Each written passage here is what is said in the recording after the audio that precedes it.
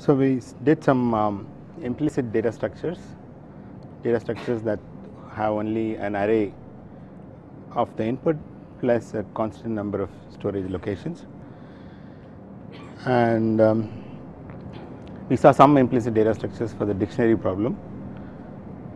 More importantly, we saw certain trade-off results, which are sort of lower bounds you may not have seen,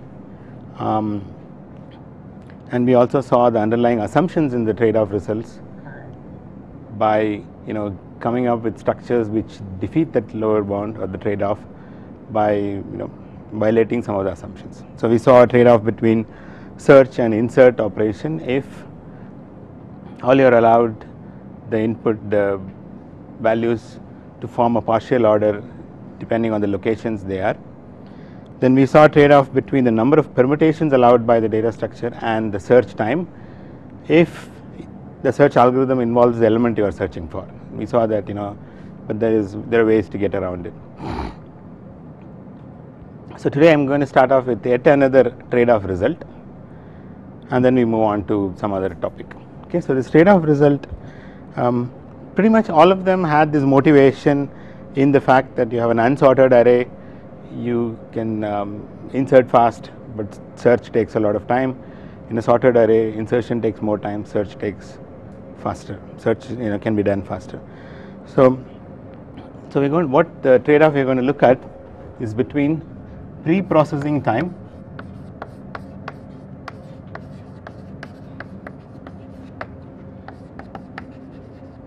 versus search time.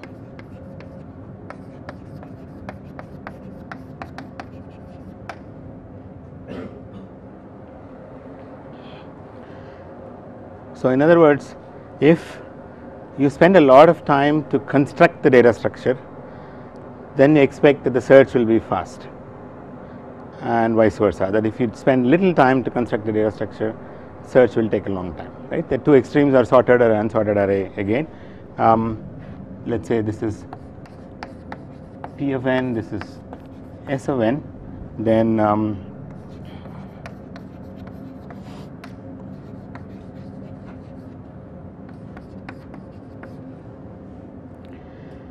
pre-processing is nothing. Basically, how much time you need to build an unsorted array on n elements? Well, n insertions, linear time.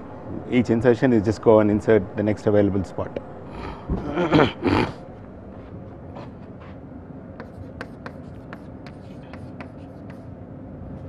Whereas in a sorted array,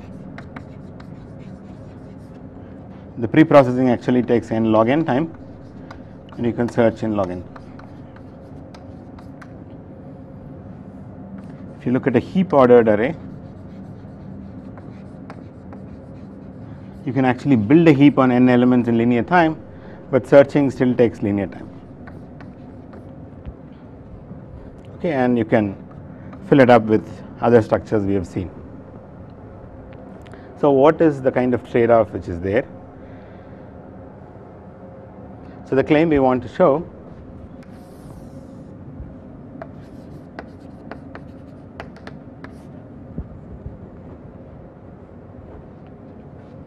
P of n plus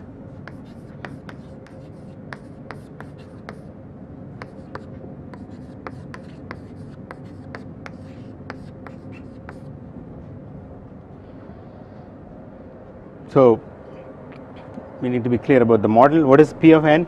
You are given n elements, it does some comparisons, and at most P of n many comparisons, and it produces some array. Okay, typically it's going to be a partial order. A search is given a partial order and an element x. It takes s of n time to search for x in that partial order. Okay, so the claim is that P of n plus n log s of n is at least n log n minus order n. So let's write first some corollaries out of this, and then we'll get to proving this.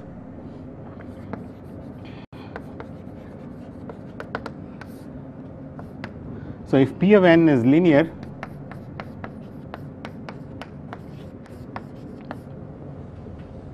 then you are going to realize this n log Sn from this n log n from this n log Sn. So, S of n is omega n.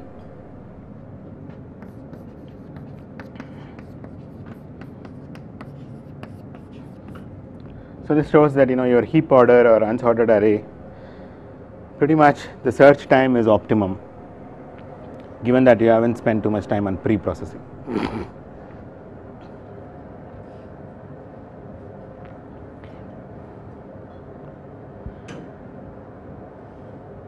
Okay, and if P of n is n log n, like here, you don't get a very nice lower bound here from this claim, right? Because if P of n is n log n, all this says is S of n is at least some constant. Okay, that's a lower bound. That's correct. I mean, it's showing a lower bound. That's fine, but it's not a good lower bound, because we know that in a sorted array log n is a lower bound by some adversary arguments or something. Okay.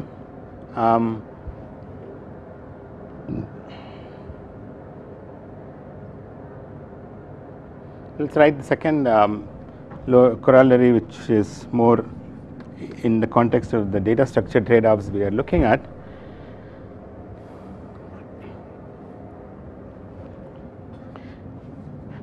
If In is the insertion time,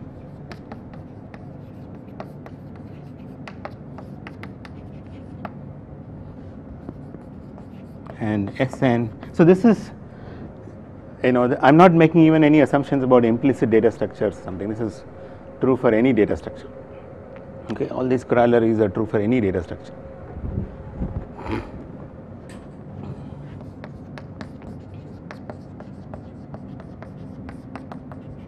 When I say these insertion time, search time, what I mean is the worst case insertion time, worst case search time, right?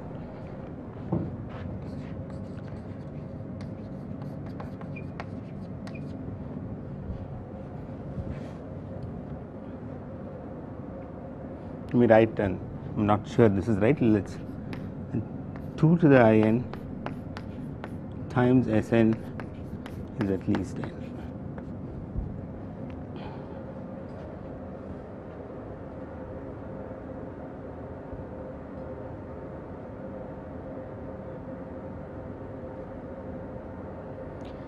In the case of your data structure satisfying a partial order, what we showed is something strong. We said that I of n times S of n is at least n.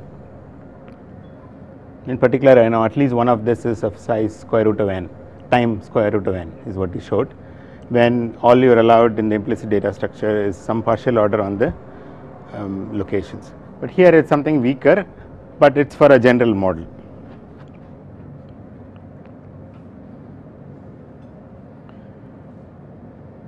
So, let us try and prove corollary 2.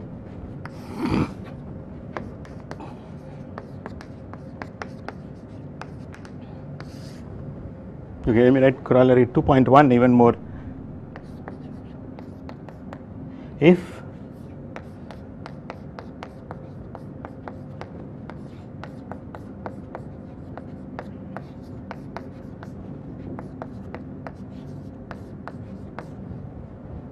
If it's much more interesting to see it this way, that if you have a data structure, so this is not about pre-processing, it's about if you have a data structure where the insertion time is constant, then this tells you the search time must be omega n.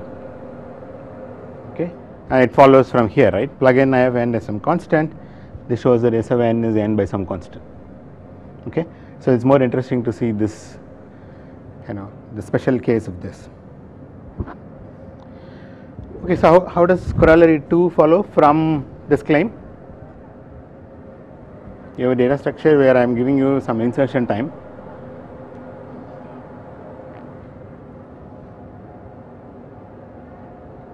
And how can I use the claim to prove corollary 2?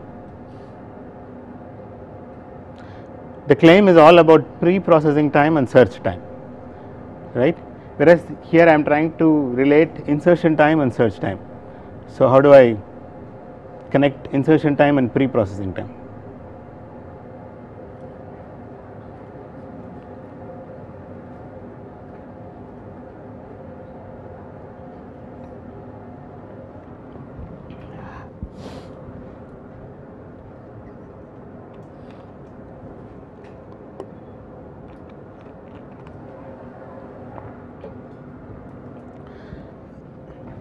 So what I mean, what is, yeah?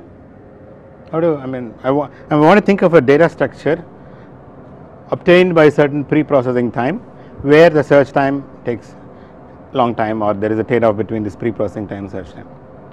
So what is this data structure? I mean, how do I pre-process it?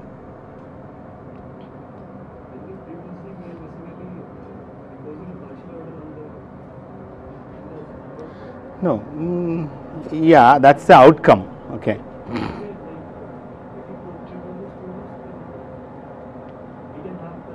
Let's just I mean, you are trying to give intuition for this, that if there is so much pre-processing, then search time is less and all that. It's fine. I'm just saying, how do I use this? This is about pre-processing and search time. This is about insertion and search time. So yeah. So for example, one way to get the data structure you want is do n insertions, right? So you get a particular data structure by doing n insertions, okay, and so the pre-processing time would be, so the pre-processing is do n insertions. So my P of n is n times whatever time it takes to insertion, maybe even less. There may be better ways to do the pre-processing as well, but at most, right. So now if I plug it in this data structure, I have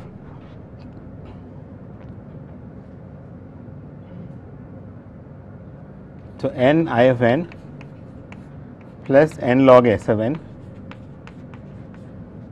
is at least n log n minus. Okay, so I can knock off an n from everywhere. So I get log of s of n is greater than or equal to log of n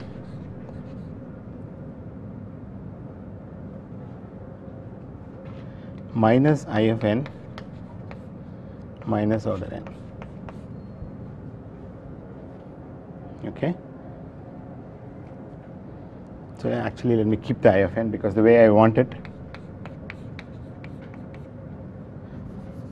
So let's just raise everything to power 2.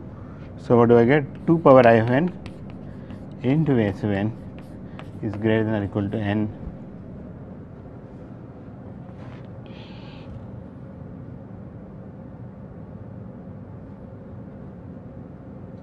Okay, so let me be more precise and here and say omega n.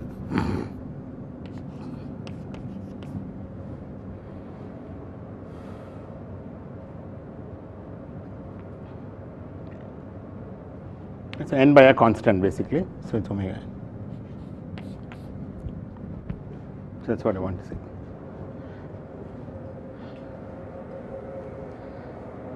Okay, so this is actually a very old result due to Borodin, Gibas, Lynch, and Yao, 1981 or something.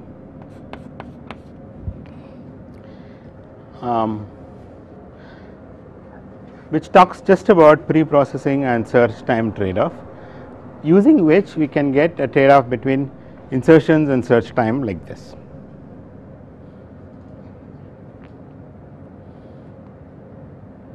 And not just for implicit data structure, but for any data structure. Sorry? No, there is no such assumption. No assumptions on the data structure. All it says is that it takes P of n time to pre-process it, to get that data structure. You know, your construction time is P of n.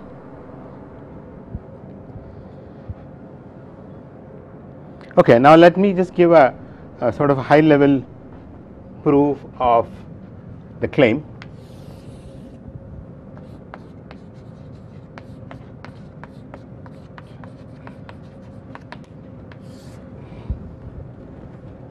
Okay, so the intuition here is that if you spend a lot of time on P of n, then there is lots of structure available for you to search easily. Okay, and if you don't spend too much time for pre-processing, then there is very little structure that you have to spend a lot of time for search. So, to prove this, yeah, I need to make the model very precise. So, the pre-processing algorithm is just a comparison tree. Both of them are comparison tree.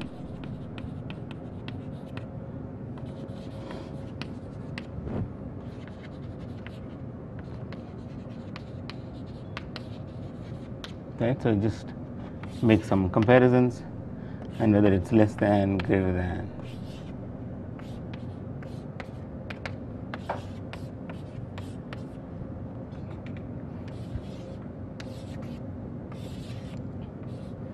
And it stops at the leaf. It just provides the data structure.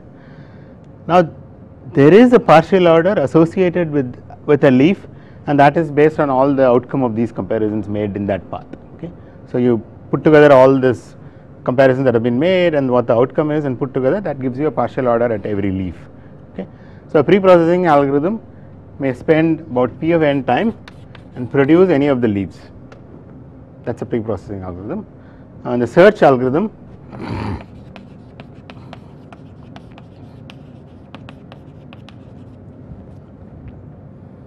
gets an element x and a partial order. One such leaf like this, and then it searches, spending time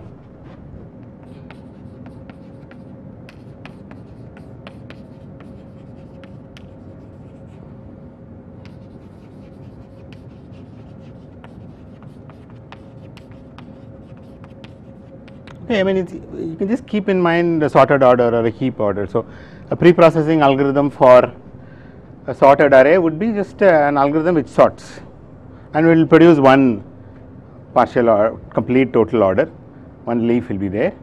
An algorithm to produce a heap would again build a heap in whatever time, but it could, on the same n elements, it might produce any of the partial orders. There may be more. Last time we saw that the number of permutations of n elements that satisfy a heap could be more than one. There are several of them, even for 3 or 4 we saw, right.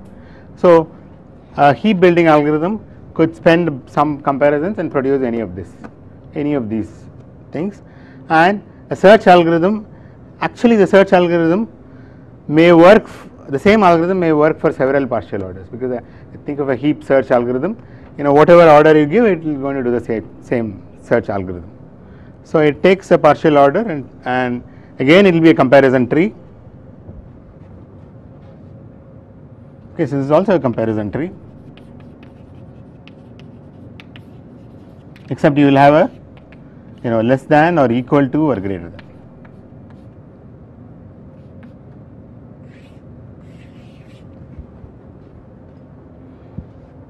Okay, so one thing actually I have been assuming, but I did not make very clear, is that that all elements in my data structure are distinct.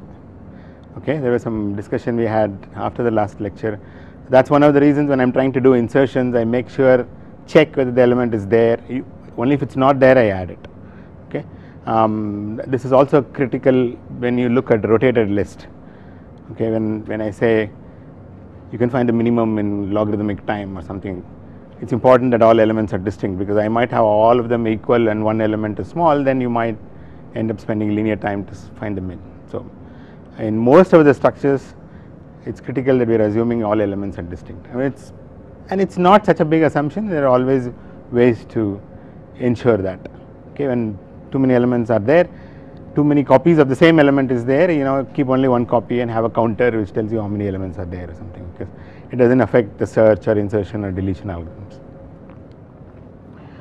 Okay, so now our goal is to show Pn plus n log Sn is at least n log n minus order n.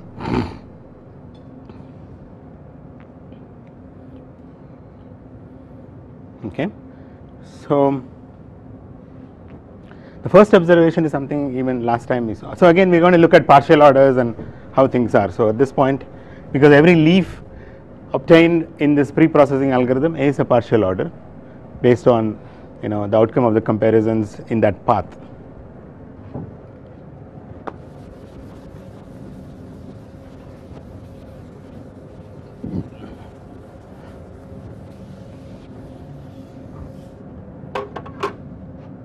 So, let Wn be the width of the partial order.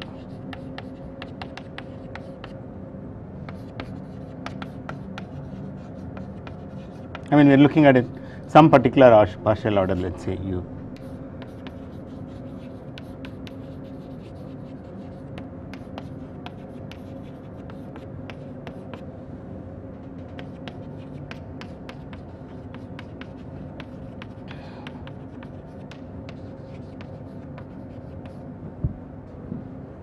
So, what is width?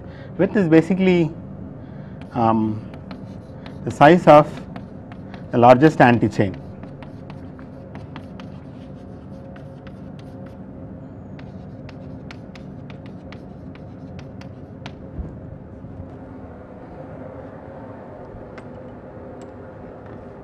Okay, we saw anti-chain, set of mutually incomparable elements, what you learned, and in various contexts we observed that search time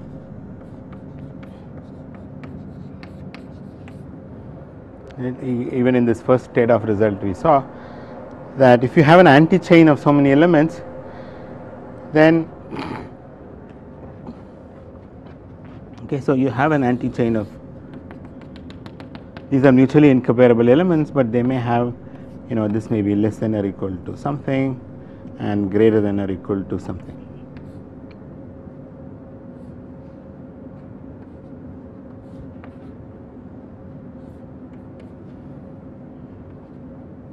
Okay, so you have these partial orders like this.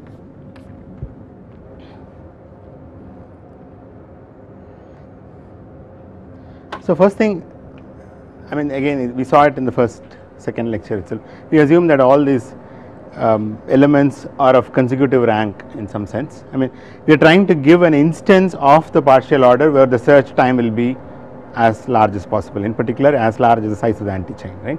So, in that instance,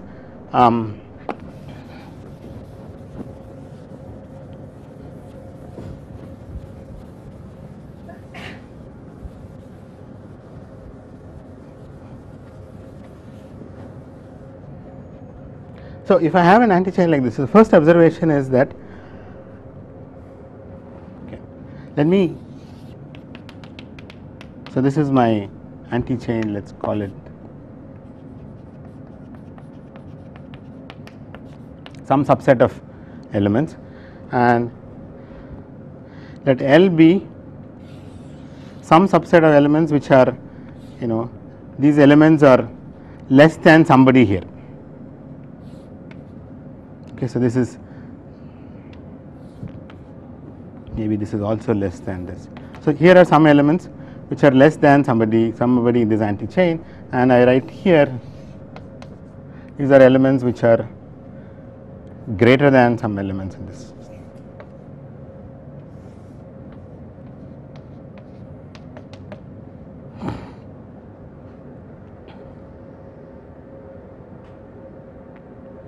When elements which are incomparable with all of this could be put here, right. So, this is actually a partition of my all elements, right. Either they are, if you pick any element, it is less than somebody here, or it is greater than somebody here, or it is mutually incomparable, I put it here. Is it possible that the same element is less than somebody here and greater than somebody else? Why not? Let us say here is an x and here is an y, and this element x, you know, this is less than x, but is greater than, you know, x is less than alpha, but y is greater, x is greater than alpha, y is less than alpha. Is that possible? Why not? That means you will observe some relation between x and y. We know that x and y are mutually incomparable. Okay. So, you cannot have an element which is sitting here as well as here. So, this is a whole thing is a partition. So, now I declare at this point that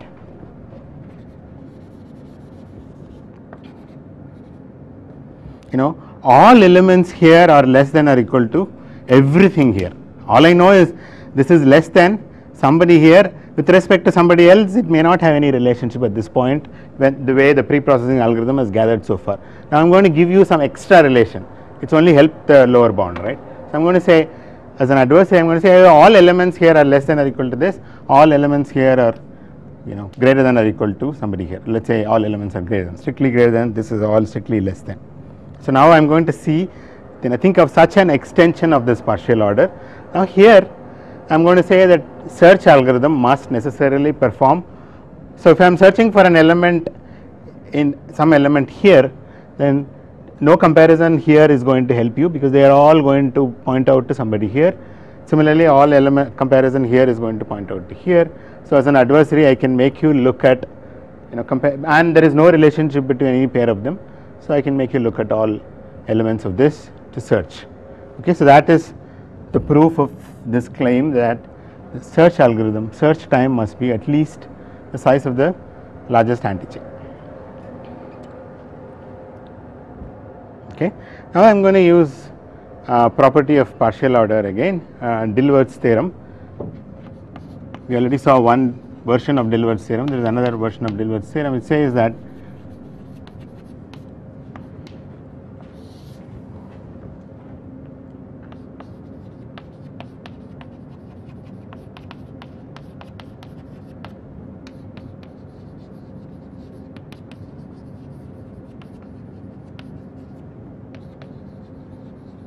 can be covered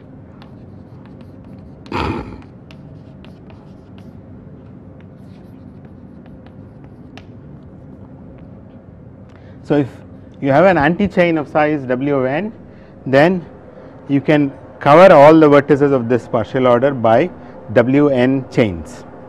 In fact, the minimum number of chains you need to cover is Wn. Okay, this is actually a min-max result. The minimum number of chains, chain is mutually comparable, everything is comparable.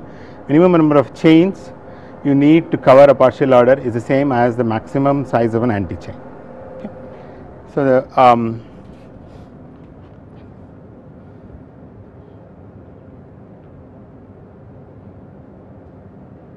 okay. So, now I am going to look at number of extensions for this partial order now. Okay. So, I have this partial order which has W anti-chain, and it looks something like this. Number of ways can I extend it to a total order. Okay. I am going to use this claim for that. So, I mean, because of Dilworth's theorem, what you have is your whole partial order now actually looks like this, right? Some chain of length L1, chain of length L2. I mean, there may be some other connections as well.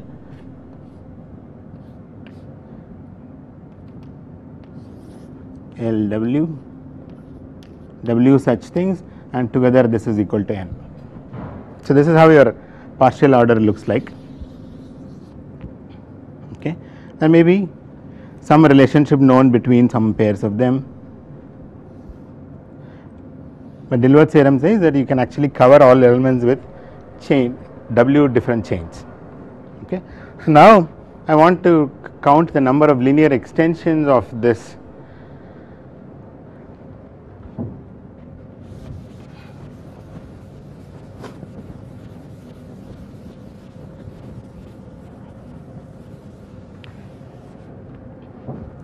So, number of linear extensions is number of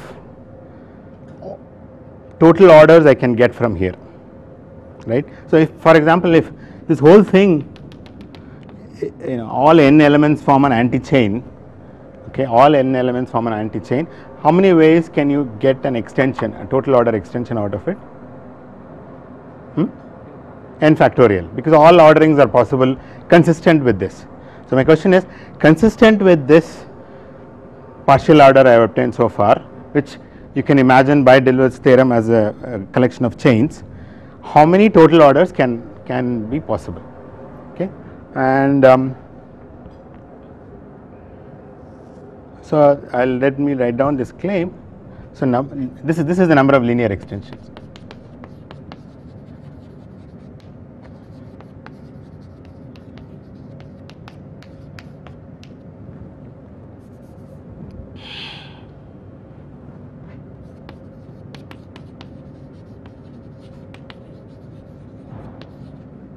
most n choose these multinomial coefficients where summation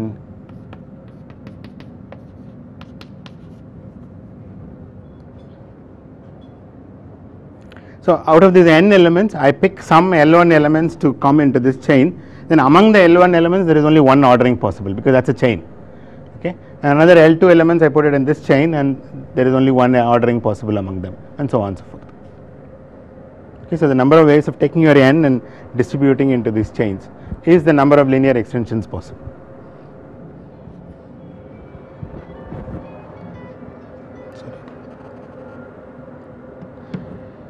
Okay, I will let you think about this. And so when is this maximum? This is at most. Typically in such a term, only when all of them are equal you get the maximum out of it. So this is at most n factorial by n by w factorial power w.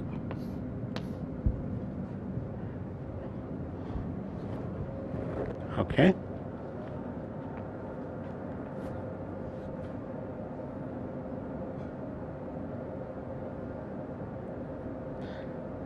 Okay, so what have I got?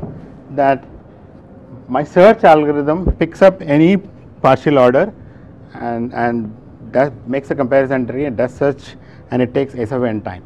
And here I have observed that if you take any one partial order, then the number of ways you can sort of extend it to total order is that much, okay.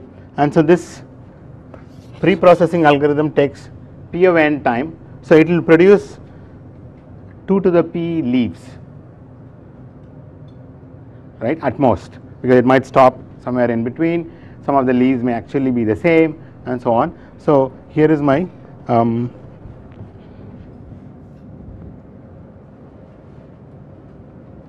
so you can think of basically you are trying to do, you are going to juxtapose the pre-processing algorithm and the search algorithm, and eventually you are going to get all permutations, okay. So pre-processing algorithm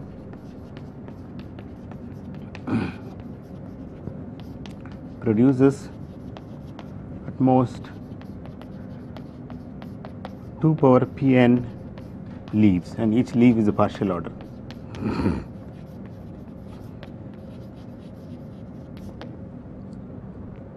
And when you extend each of this to a total order, all n factorial permutation should come eventually, okay.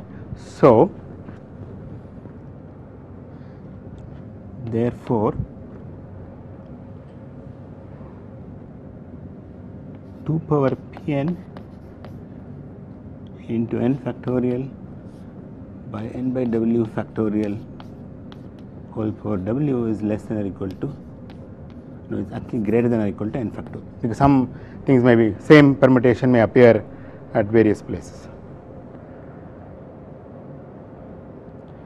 Okay, so 2 power pn partial orders are produced, and there are so many ways to extend them, and together all these extensions should cover all the n factorial permutations. Okay, so now we will be done.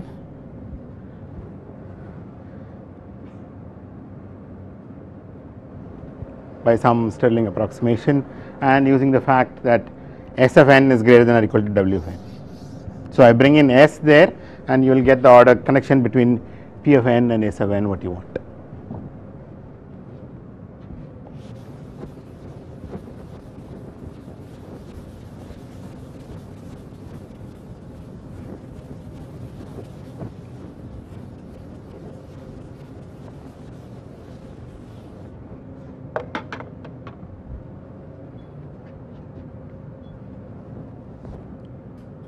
So I have n by w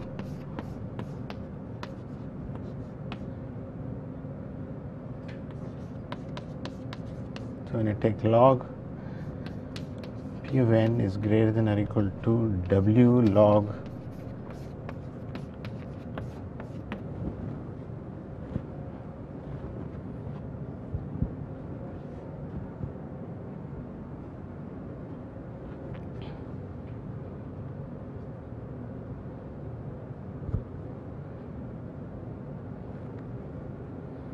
Okay, so now using, I may be doing some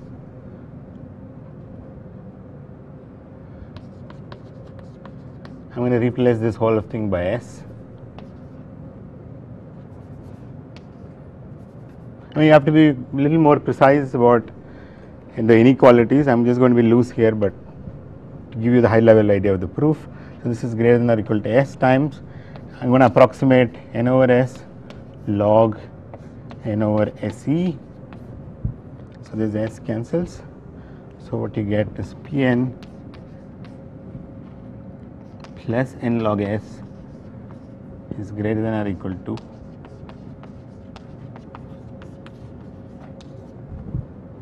that's what we wanted to show.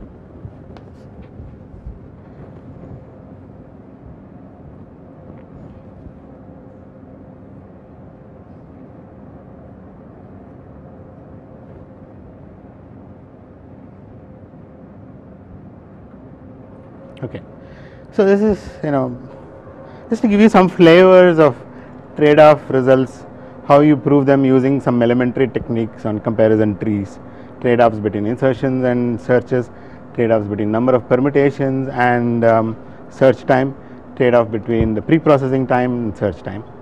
Okay, and we have seen some implicit data structures.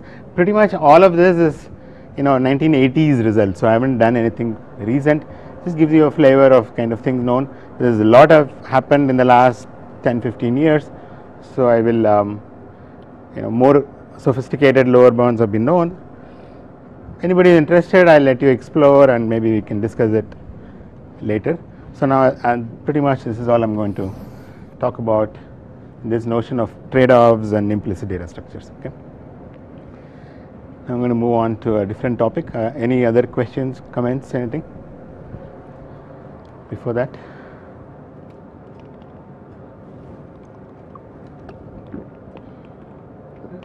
How did you define the chain when we count different chains, W chains? So how are they? For example, here chain 1, between an element in chain 1 and the element in chain 2, there is a relation, there is an order. Sure. So Dilworth's theorem gives you that. Dilworth's theorem says that if you give me an anti-chain of size W1, I will give you W different chains that will cover. So there may be more than one choice for that. So different chains in the sense like they should be mutually. Yeah. It's covering. They should be. I mean, the elements are mutually disjoint. Yes. Although it's a covering problem, so I might allow intersections, which may not be a problem. You can always make them disjoint. It's not a problem, because if you have one chain like this, then maybe another chain which is looking like this, maybe I don't have it and start from here. I think you can make it, and it doesn't really. Yeah, you can make them disjoint.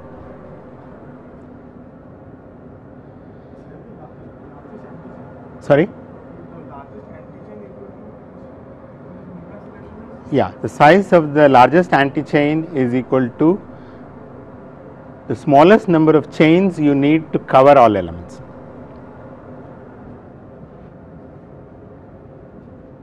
Okay. And actually there exists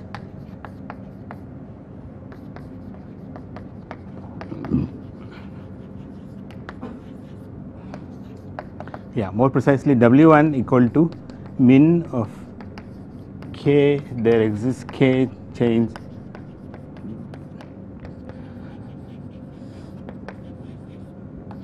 all elements of the partial order.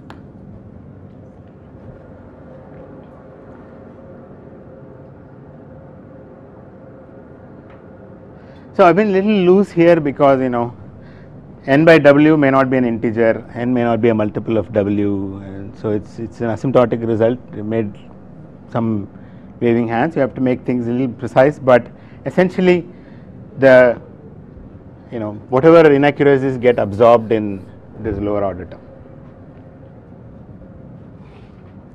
Okay, so the next topic I want to get into is this string matching.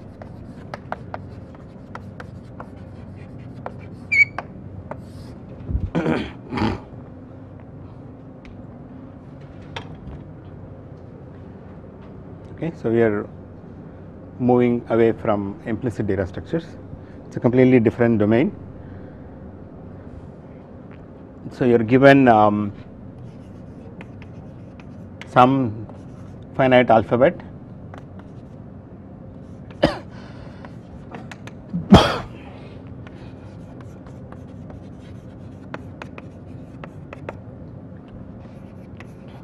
x, a text T in sigma star, y sigma star maybe sigma plus, and the pattern P in sigma plus. The question is,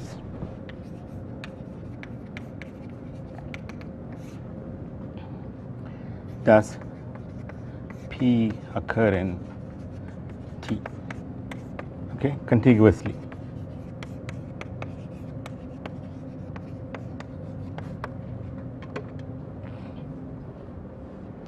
So, there are various versions of it. You may not want exact match, you may be willing to miss a few characters and so on and so forth, but let us start with this basic question. Okay. Let us say the text length is n and the pattern length is m. Okay. So, what is a brute force algorithm for this?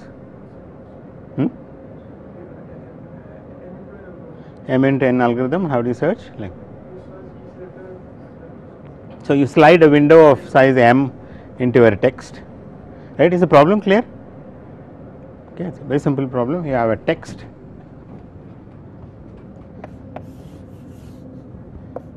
and I have a pattern, and I want to know whether this pattern exists in the text. Okay.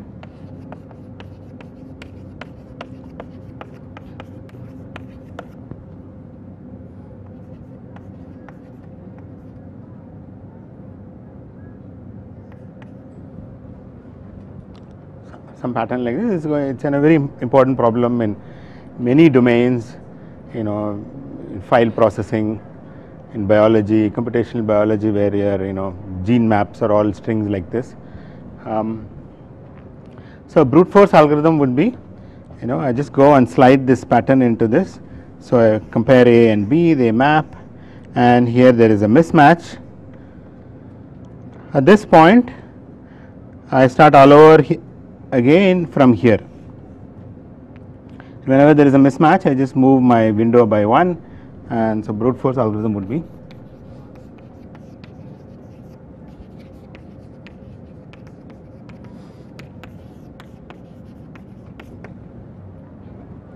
okay.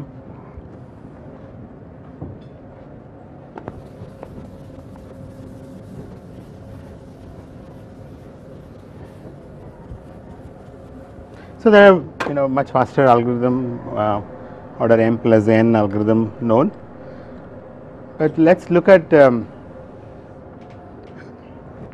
data structure variant of this question, where I give you the pattern, do some pre-processing you want, and I want to search for this pattern in many files or many texts, the same pattern I am going to search for in text T1, text T2, text T3, text T4, right. So, search for P in various texts. So, if you apply this brute force algorithm, I mean, let us say all of them have n characters each, then you are going to have order m n l.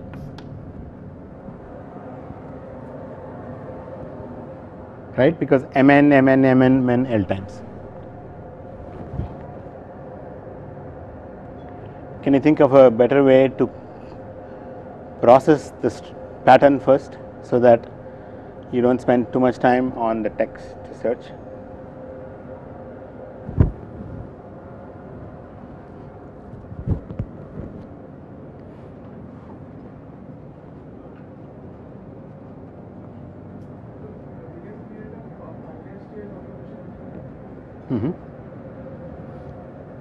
So, you can think of this question as,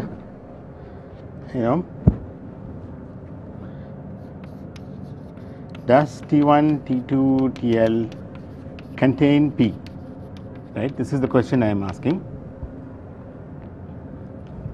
So, if I create the language of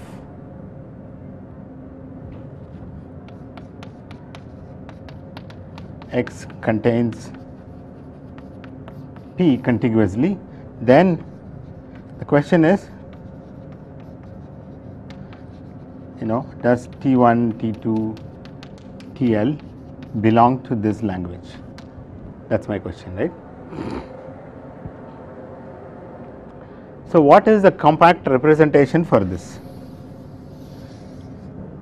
What is the compact way of representing all languages containing a particular string? Right? All languages containing 0, 0.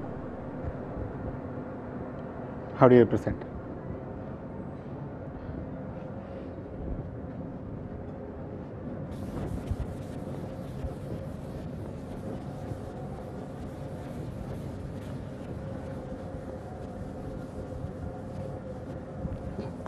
Right? If your alphabet is suppose 0, 1, how do I what is the way to represent all strings containing 0, 0 consecutively?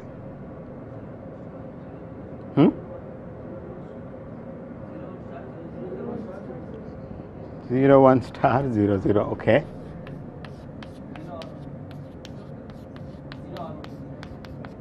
Is that what you said?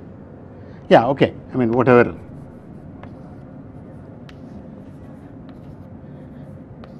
It's a regular expression, but now if I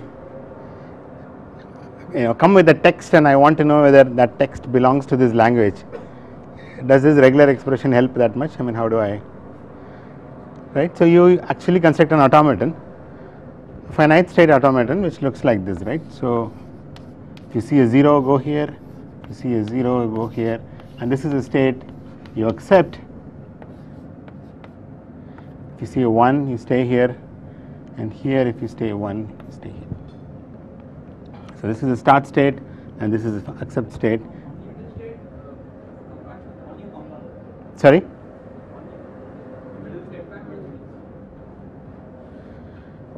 Good point. So, if you see a 1, you go back here, because I want continuous 0, 0. So, if you see a 1 at this point, you go back here. Right. So, that is a finite state automaton. All I need is the pattern. I pre-process that pattern by constructing this automaton for this pattern, meaning all strings containing this pattern. Now, every new string that comes, I want to know whether it contains a pattern. What do I do?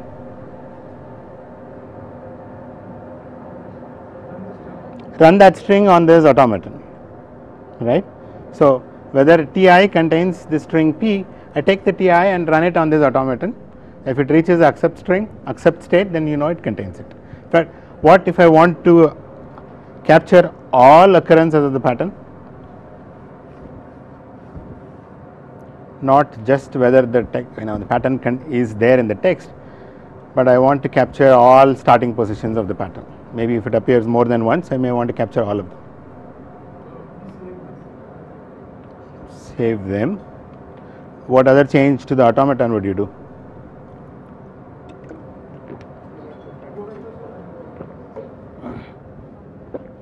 Yeah, so if you get 0, 1, you don't just go back to all. You have to be a little careful here. If you get a 0, what do you do?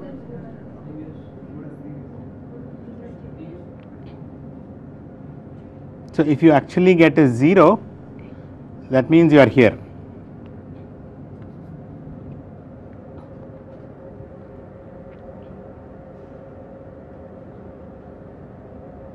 Okay, you have to be, there is some interesting,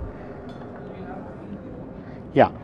Well, let us say I want to capture all, let us do a simple thing, right. Let us say I want to do only 0, 1s. I want to look at all strings that contain 0, 1, right. Now, when I say a 0 here, I mean once I reach an accept state, then I go 2 positions back and note that, okay, this is where the pattern started. That is very easy, right. There are only 2 states here. I go back 2 positions and capture that position as the starting point of an occurrence of the pattern, then now I get a 0, I actually go here, right, because if I get a 1 I will be reaching here, and if I get a 1 I go back here. So I don't just get stuck at the accepting state, I just keep moving, capturing the starting position at every point, right. So output at this point, output, position where you are minus 2 as the starting position of pattern.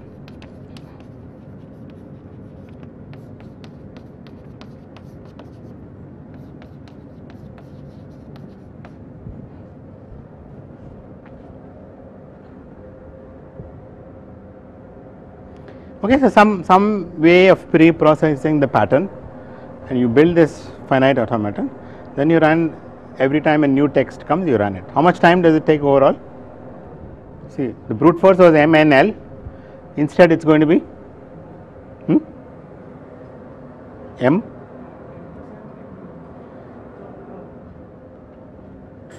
Let us see how much time. N into L plus M for the pre-processing. Well, plus M, or we do not know, we will see how much time for pre-processing, right. So, total time to build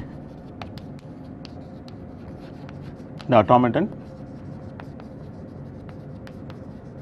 plus n times L, because once you have constructed this, you are going to spend only linear time. You take your text and run it on this automaton, that takes n time, and for each one of them you are going to do this. So it's not M into NL, it's something plus NL. And how much time to construct this automaton? In general, if you have a pattern of size M, I am looking at,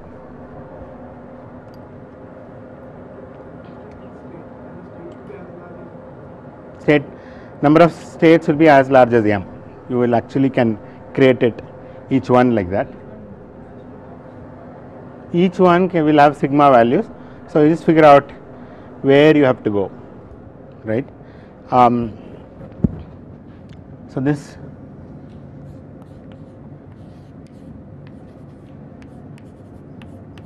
if you do it brute force, you don't do anything clever, and for each of the states there are sigma locations where it can go to, and where actually you need to spend some time. So I would actually write n square sigma.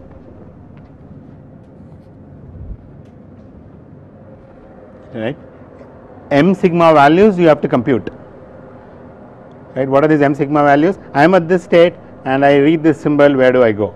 So that pair is m sigma, number of states cross the alphabet size, and to figure out which state I should go, in the worst case could take order m time. Okay, there are much faster algorithms. I am not going to, we will get to all of clever tricks next time. Right now I just want to write down some simple algorithms. Okay. So in moving from M and L, this whole thing, and NL is something unavoidable, because you have to go through all elements of this text, because you are trying to capture all occurrences of the pattern and so on. So you are not doing anything much more than NL really. If the pattern size is small, you are spending some small time proportional to the size of the pattern plus NL.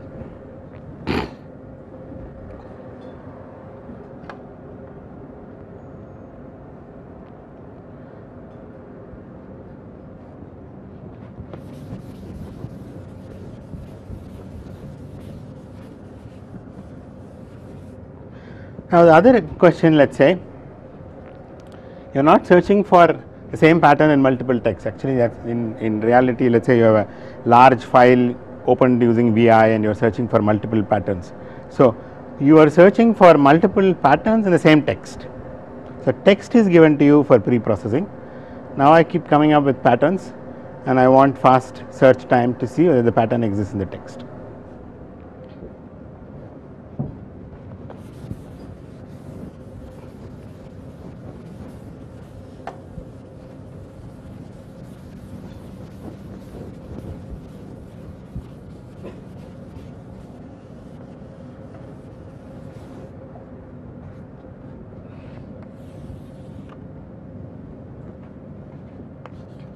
So, given text T, pre-process it so that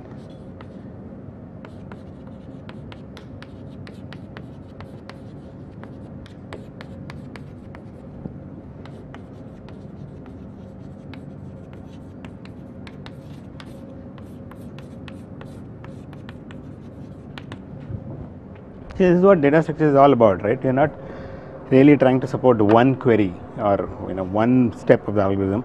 That you want to pre-process it, so that you are trying to support multiple queries, right? So in this case, we pre-process the pattern in a way that every new text can be searched in time proportional to the length of the text. That's what we did here, right? Running the text on the automaton takes time proportional to the length of the text. Here I am asking the reverse question. I give you this text, pre-process it, so that every time I come up with a pattern and I ask whether it's there or not, I want time proportional to the length of the pattern. Okay. So anybody has seen any such structures?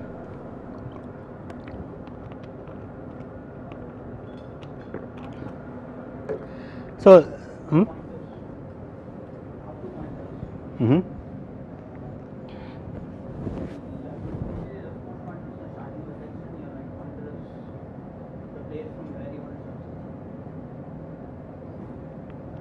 you have no idea about the pattern. Which pattern is going to come, you have no idea. I am giving you only the text. Patterns will come later. And just like in the case of automaton, all I gave you was the pattern. I didn't give you the text. Here is the pattern, pre-process it, and then when the text came, you spend time proportional to the text, size of the text. So the structure, very elegant structure used for this is called suffix trees. So let me illustrate it on an example. Let's take so it's it's a trie, what is called a trie. So it's a tree where every node is labeled with some character of the alphabet.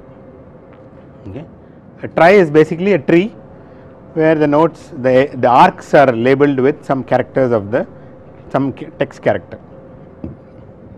So what is suffix tree? Let's look at this example of let's say sigma is some AB.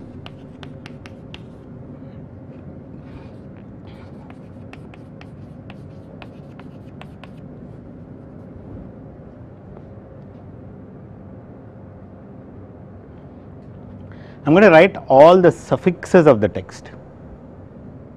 Okay. So suffix 1 is just B, S2 is AB. What is the suffix? It starts at some point and goes all the way to the end.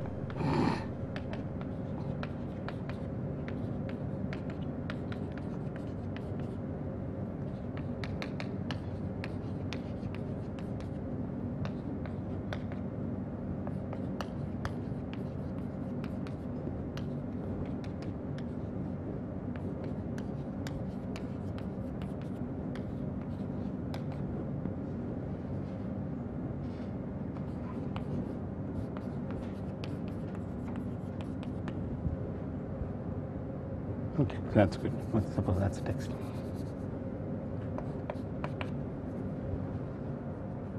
Eight characters, so there are 8 suffixes.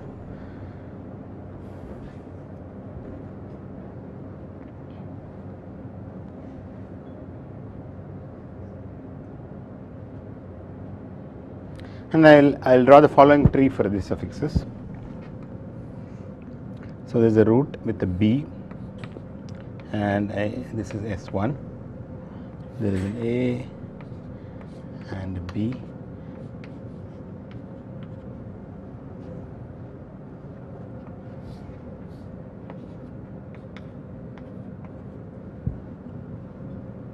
Yeah, so this is something I want to avoid, that so S0 will be $, so everything will have like this.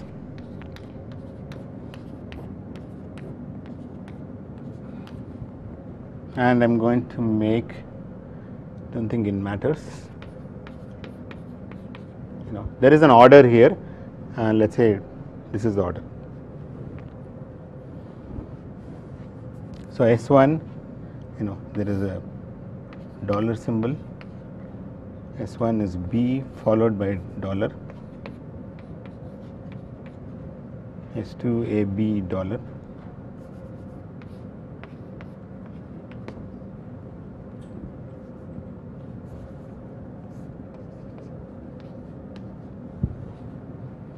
so S4 is BAAB,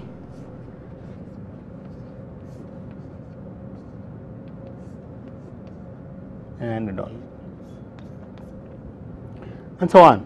Okay, so all I would have is a path for every suffix up to a leaf, root to a leaf, except that these characters are shared. So, if you have two suffixes starting at A, I won't duplicate this H. So, it will have AAB and AB dollars.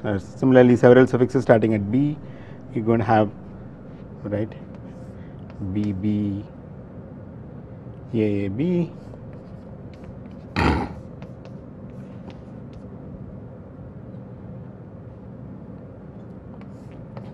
and so on. Okay. So, the suffix tree is basically a trie storing all suffixes of the text.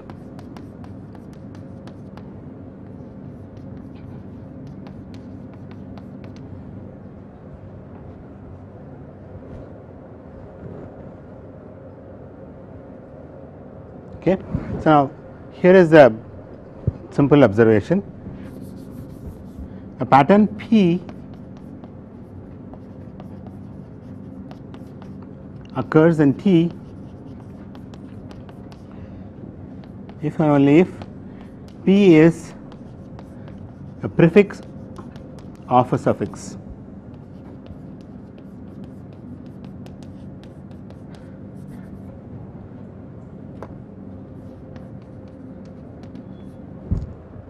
Okay, just read this, a simple statement. Is that clear? This pattern is appearing in the text if it is a prefix of some suffix, right? Everybody clear? Because this pattern starts somewhere and ends somewhere. So, if you look at the suffix starting at that starting point, in that suffix this will be a prefix. Okay.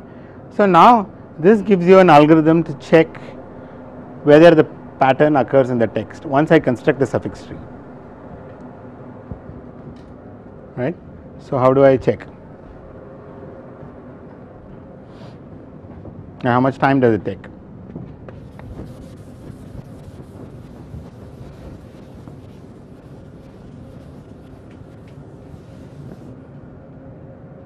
How do I check whether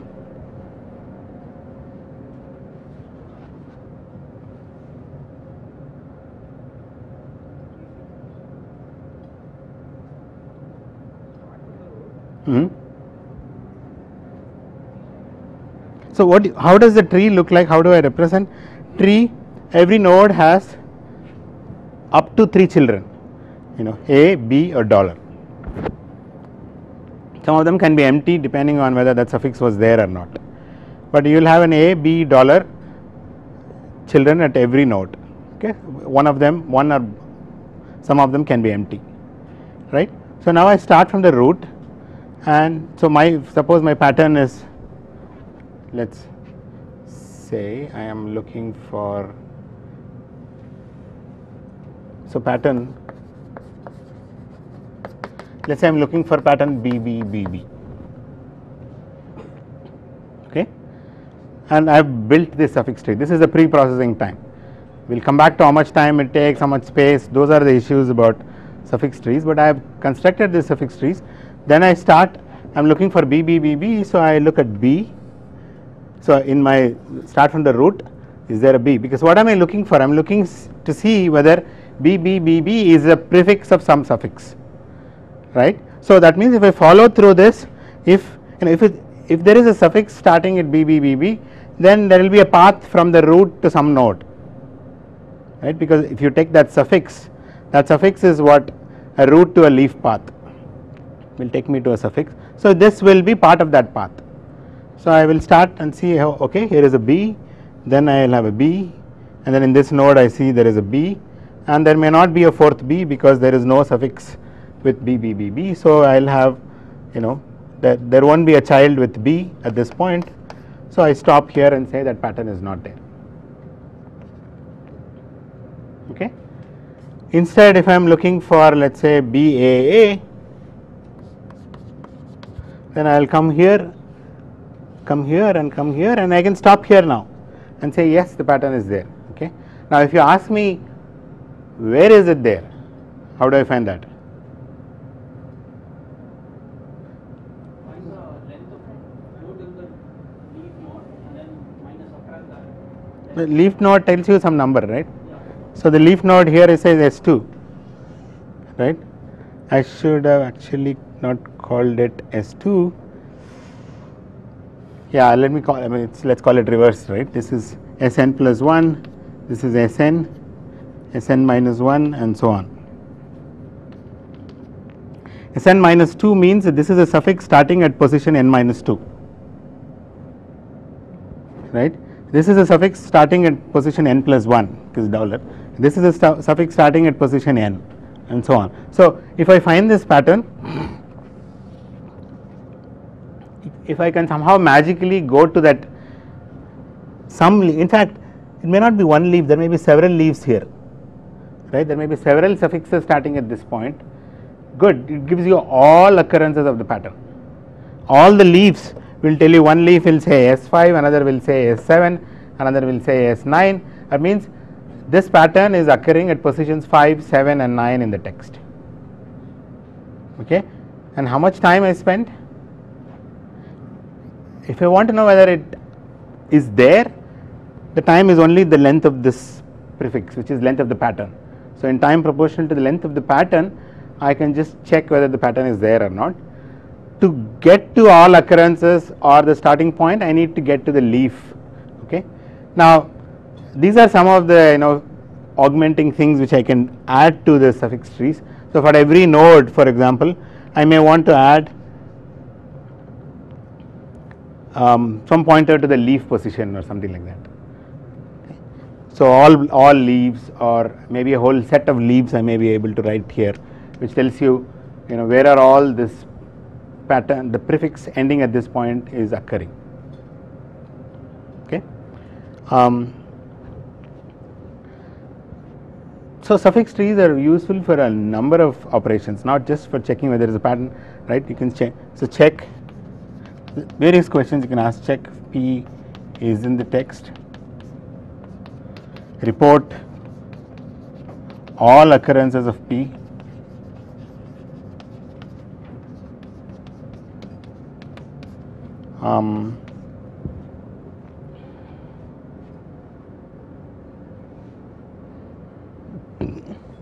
okay, and more. We will see later. There are a number of operations you can perform in time proportional to the length of the pattern. So, they are very useful data structures. One nagging thing is how much space does it occupy, the way I have drawn. How many nodes can there be in the worst case?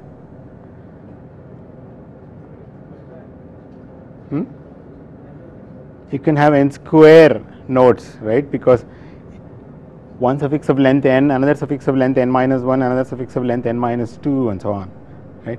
If, for example, if all characters are same, then each one will start a new path. Sorry, all characters are different, each one can create a new path. So, you could have n square different nodes. Okay. Now, so there are ways to reduce the size of the space usage in suffix trees. Okay, let me write down and we will get into more analysis next time. Reducing space.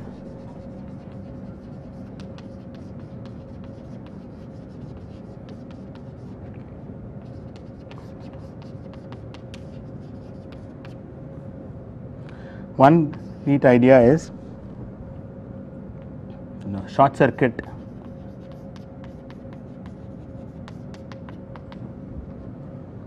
nodes with only one child.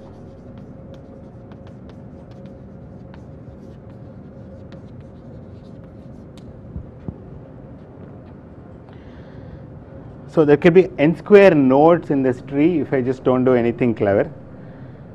But if I just do some short circuiting like this, at this point suppose there is no BAB, there is no suffix like that, right?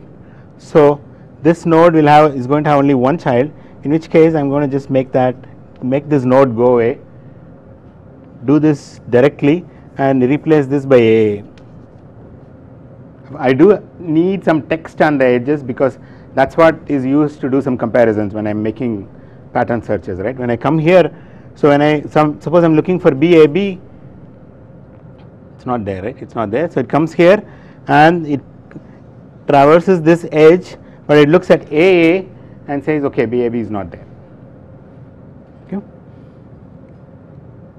But then it adds to the complexity of, anyway, okay, I'm reducing the number of nodes, but I'm going to increase the size of the string I'm storing on the edges. Okay. Well, without worrying, let's worry about that later, but just doing this, how many nodes will the tree have now? If I make sure that there is no node with one child, then totally how many nodes will there be in the tree? How many leaves are there?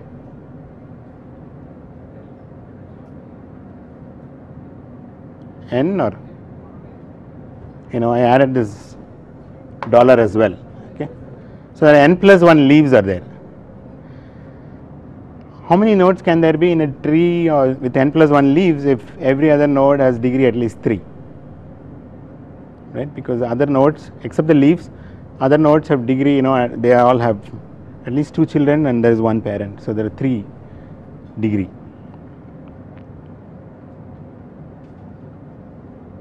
Okay, so just it's a general graph theoretic question. I give you a graph, a tree rather, with let us say n leaves and all other vertices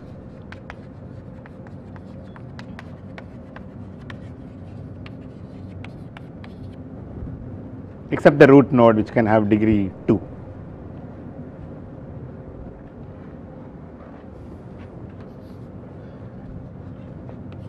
Then the number of nodes here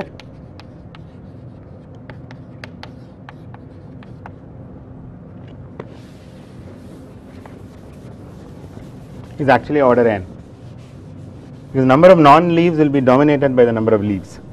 So it's actually at most 2n. Does anybody have a simple proof? You just do some degree argument, that should do, right? You're talking about tree, so the number of edges is n minus 1 and you have vertices with degree 1 or greater than or equal to 3. Okay.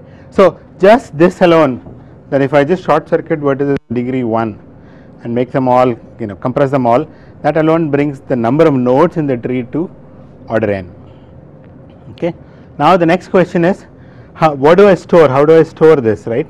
I mean, I might have actually variable length strings at each edge. Okay. So one way of making it sort of uniform is the following observation. Now replace strings on edges by, see, what is this? This string is actually some substring in the text. That's why it's here. It's here because it's part of a suffix and hence it's part of the text, right? So I replace this by a starting point and end point of that text, that string in the text. So when I am searching, I can go to the array of the text and search. Okay. So replace strings on edges by the starting and end position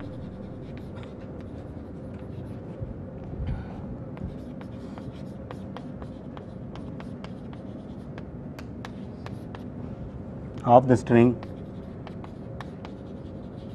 in the text. Okay. So now what you have in each edge is a couple of numbers, right? We will say 6, 7. Okay. What is the string sitting here starts at position 6 and ends at position 7 in your text, right? So when I am searching, that's not now very hard to go and search. I come to this node, then I have to check my pattern with the string on the edge, but the string on the edge I can recover by looking at my text and get it. So somewhere else it will be just 1 1 or something like that, starting at 1 ending at 1. So at the end of these two, what I have is there are order n nodes and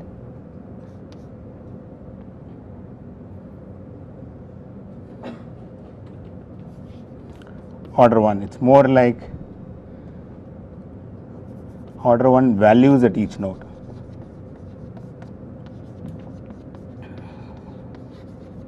And there are sigma many children out there, and each child will have some couple of values there. So totally the space used is not n square but totally order n. Okay. So next time we will see more ways of reducing the space of suffix tree and more applications of suffix trees, where not just for pattern searches but many other operations we can find using suffix trees. Okay. Stop here.